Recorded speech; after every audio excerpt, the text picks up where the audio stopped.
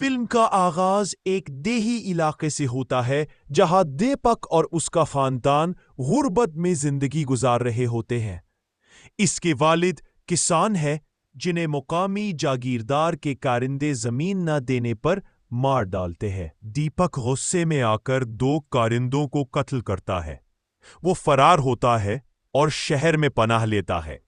یہاں سے اس کی مجرمانہ زندگی کا آغاز ہوتا ہے۔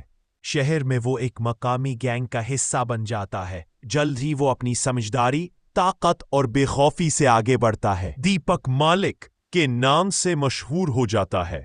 اب وہ خود اپنا نیٹ ورک چلاتا ہے۔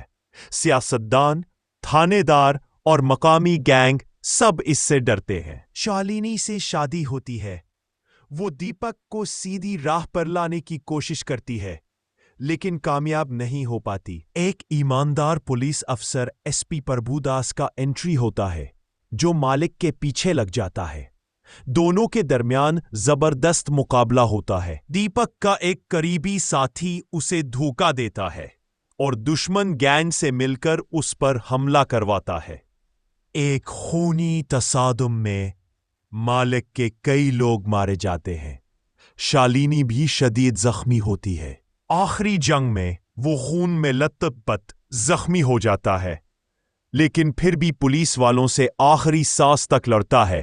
جب پولیس کو لگتا ہے کہ ہم جیت نہیں سکتے ہیں، وہ گھر کو آگ لگا دیتے ہیں۔